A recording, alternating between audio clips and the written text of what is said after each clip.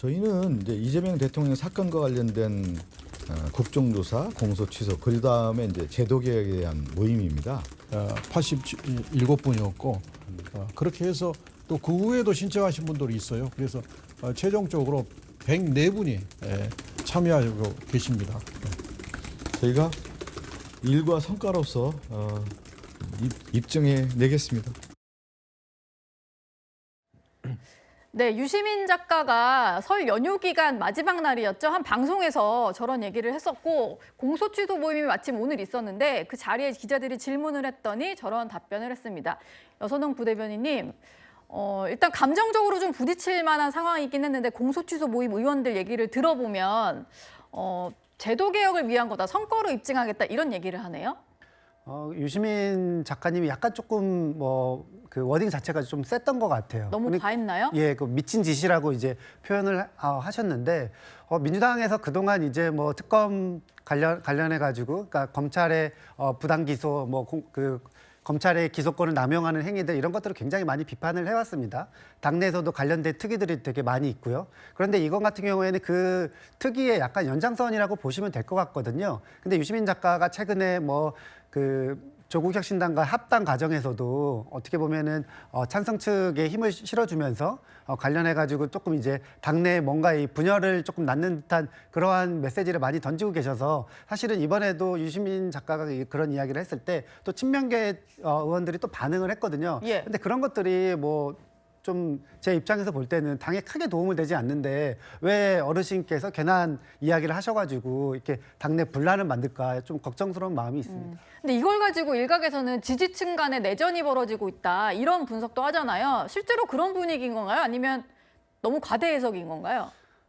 뉴 이재명 이렇게 나오면서 사실은 조금씩 이제 강성 목소리가 좀 나오고 있어요. 그래서 친청이니 친명이니 이렇게 포스터 같은 것도 만들어 가지고 돌리기도 하고 있고, 그리고 특히 이제 유튜브들 가운데에서도 이게 친청 유튜브다, 친명 유튜브다 이런 것들이 나오고 있는데, 지금 어쨌든 선거 과정에서 약간은 조금 지방선거를 앞두고 뭔가 가열되고 있는 분위기가 있는데 당내에서 이러한 자제하는 목소리가 조금 나왔으면 좋겠습니다. 예.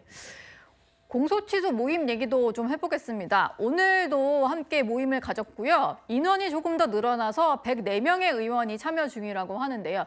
23일에는 대규모 결의대회를 연다고 하는 소식도 전해지고 있습니다. 이현정 위원님, 네.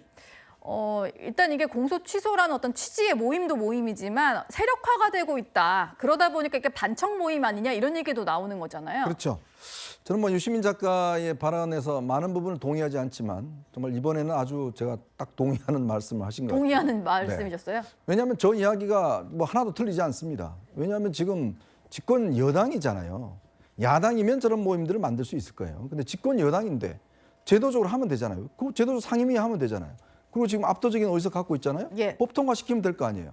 그리고 법무부 장관, 그다음에 법무부 장관도 지금 정성호 장관이잖아요. 현역 의원이잖아요. 그럼 정성호 장관이 수사지휘권 행사해서 검찰총장 대행한테 지시하면 될 거 아닙니까? 그렇게 하면 될 거를 왜 저렇게 많은 모임을 갖고 이분들이 전국을 돌면서 기자회견하고 무슨 모임도 갖고 왜 이러죠? 더군다나 100명이 넘는 모임은 이거는 사실 연구 모임이 아닙니다. 그냥 한 당이잖아요, 그냥 자체 당인데 저거 동의 안 할 지금 민주당 의원 누가 있을까요? 예. 만약 지금 안 들어간 의원들이 오히려 더 의심받지 않을까요? 그래서 제가 볼 때는 저 모임은 공소 취소 문제가 아니라 최근에 벌어졌던 이 합당 문제 등등 하면서 이재명 대통령의 뭔가 세력이 별로 없다. 그리고 세력이 밀린다라는 의혹이 있으니까, 특히 이건태 의원 누굽니까? 바로 이재명 대통령 변호사 출신 아닙니까? 예. 그분이 주도를 해서 결국 만들었는데 저 모임이 안 끼면 찍히잖아요. 그러니까 100명 이상이 지금 가입한 거 아니겠어요? 예. 그러니까 결국은 저는 지금에서는 명분은 공소 취소지만 결국 저 모임은 오는 8월 달에 있을 당대표 선거에서 친명계의 어떤 면에서 보면 결집하는 효과, 저는 그걸로 갈 가능성이 높다. 그런 면에서 사실 명분은 공소 취소, 사실은요 이거 검찰이 하면 되거든요. 그러니까 정성호 장관한테 이야기하면 돼요. 예. 근데 굳이 저거를 지금 저렇게 기자회견하고 모임하고 할 아무런 이유가 없는 겁니다. 어떤 다른 목적도 좀 있어 보인다 이런 시각이 있으신 것 같습니다.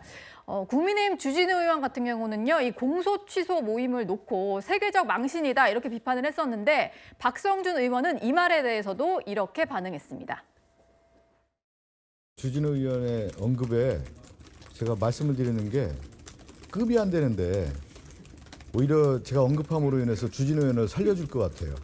저는 급이 안 되는 의원에 대한 언급에 대해서는 안 하는 게 맞는 것 같습니다.